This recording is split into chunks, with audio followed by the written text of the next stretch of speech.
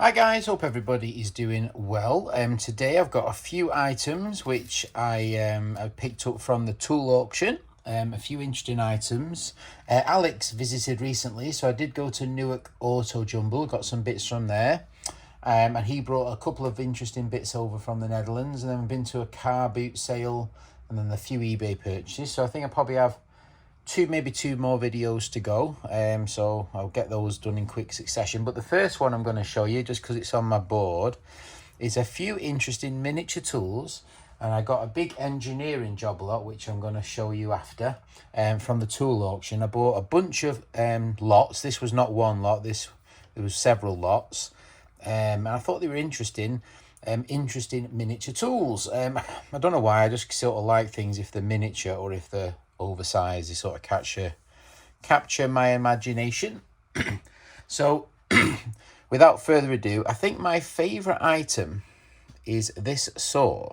It appears to have stamped Sheffield on it, and I'm a bit perplexed by this saw. The teeth are offset, so it saws, and you can sort of get your hand in it.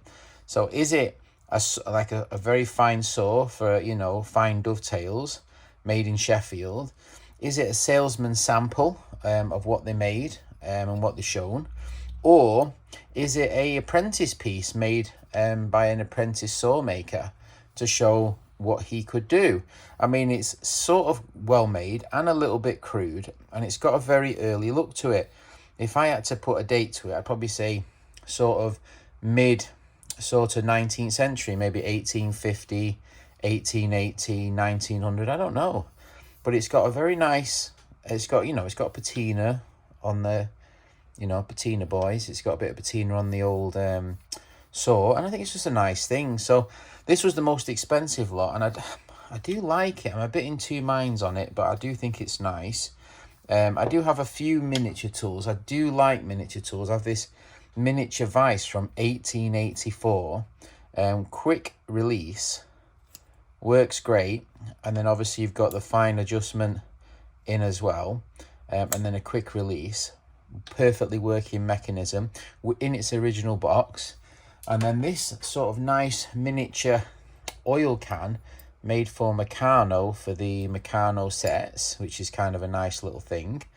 I do have this saw, which is sort of a salesman sample early saw. Teeth are also set across. This will cut as well. Not as tactile as this one. And I did pick up another lot, had a similar one. This one has sort of a stamp of a crown on it. Slightly different shaped handle, but very, very similar. But this one has patent on it, which is interesting. To have patent, which makes it quite early. Also date this sort of turn of the century, maybe a little bit earlier. But I've got two of those now, like early salesman sample type, and I quite like them, quite nice. Quite like the fact it says patent on it as well. I think that's quite a nice touch.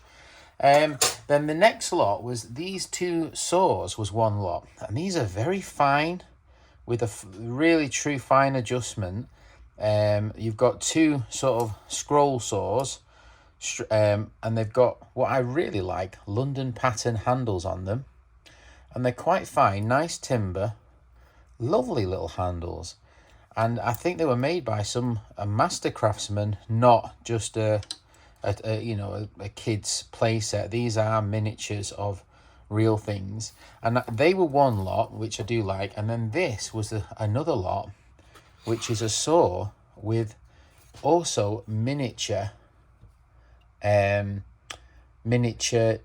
chisels, which I thought was quite nice. So I was quite pleased with that.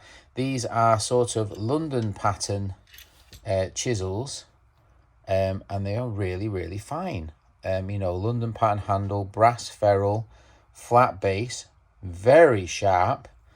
And these are firmer chisels, and I reckon they'd work to some degree. They are wonderful. This is the sort of the biggest one, and they go quite fine down to the smallest one.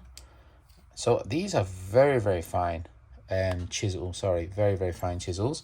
So I was quite pleased with that. I thought they're rather nice.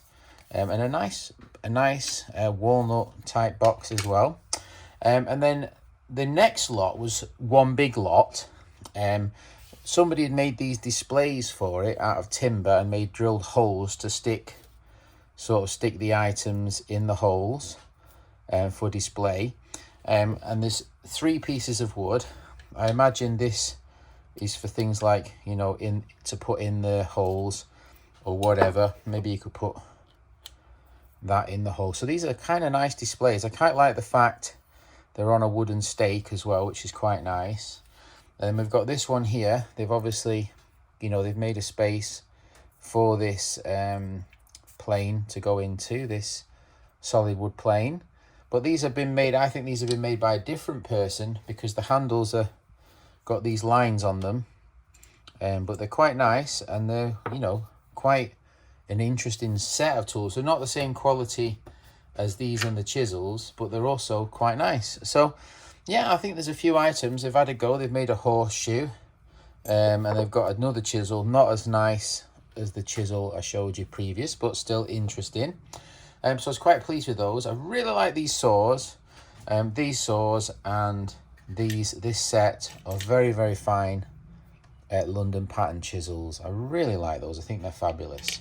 So a good interesting selection of miniature tools there. I mean, whoever's collected them had a very good eye. Now I'll show you the job lot I bought next, which was machinist tools, and then we'll get these items put away. Right guys, so this is the other lot I bought, which was one large lot of sort of metal items. There was a whole bunch of stuff in it, including chucks and keys and all sorts of feeler gauges and all sorts of stuff in there, buried in there, calipers and stuff. But I think this stuff here is definitely the more interesting items. There's a lot of these wonderful little wire gauges. This one's a nice W Marples and Son, and this one is an Isorby Birmingham, which is quite nice. This one is a Mellish, which they make catalogues, so that would have been one of their own designs. This one's a nice Moore and Wright, which is the British version of sort of Starrett. And what's this one here? I don't know what this one is. It's Moore and Wright again, I think. But yeah, so some interesting little gauges, which I thought was quite nice. We've got a nice little King Dick ratchet, bit of fun. We've got this 4-way screwdriver, Stephen Walden's or something, USA. Nice, unusual set of plier-in specialist crimping tools, German, 1933. Machinist DPR, 1933. Just noticed those are quite nice. Alex, if you want them, you can have them. They're 1930s German, so he might want those. Interesting, don't know what they are. But yeah, some interesting lots. The things what caught my eye were these wonderful sort of calipers.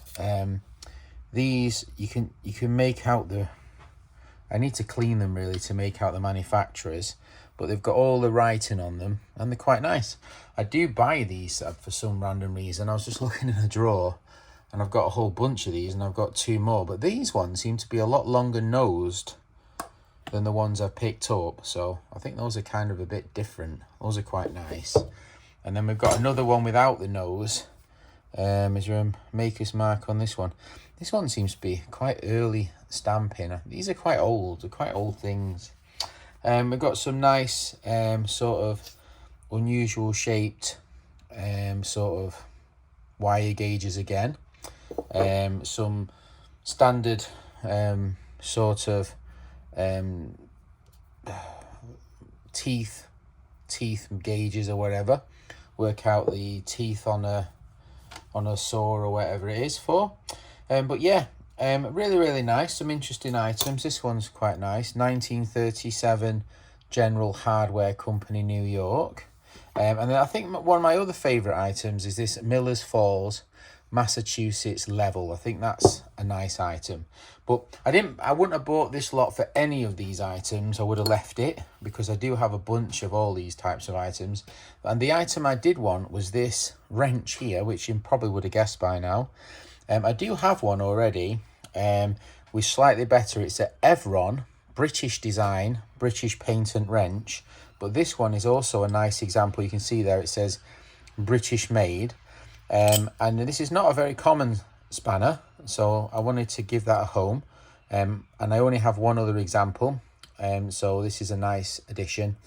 Slightly worse than the one I had, but the one I had was what I would describe as fine for its age. Usually these are completely unlegible at all. So yeah, same patent number, same information, nice British wrench. So that was nice. So I bought all these items plus that box of sundry items. So I can start to put these away. I think they need to go sort of in this box somewhere. I mean, it's kind of getting a bit full, really. I'm not sure that's the best use of space. Maybe that. So yeah, so I've got a whole drawer full of those gauges now. Don't ask me why. So yeah, so let's get some of these items put away, and then we'll call this video quits. Thanks for watching. Right guys, so this is my miniature drawer. You can see the new additions to those smaller tools, but I do have some other ones. These are kind of cool, made by a chap called Paul Hamler, makes miniature tools. He does a wonderful job. Probably the most well-known sort of tool maker. Some of these are quite fine, real miniatures, and others of them at the back, they're more like the real cheap sort of cast sort of doodahs. But yeah, there are some nice ones out there, and these new additions I think are amongst the finest to which I have. I've just been messing about with these sort of wire gauges. I've got bloody drawers full of wire gauges and sort of all sorts of stuff. So I thought I'd make a little picture for Instagram. I thought it was kind of cool. And then over here we've got my sort of plier drawer. We've got these God knows what 1933 ones. Like I say, Alex, if you want those, let me know, you can have them. But they're kind of cool, interesting pliers. Then here we've got, in my garage, we've got the new edition, which is the reason I bought the lot in the first place, for my bicycle spanner drawer. And I think that'll pretty much do. I'll put those little wire gauges away and we're done. All right, thanks for watching if you got this far. Take care, have a great day. Bye.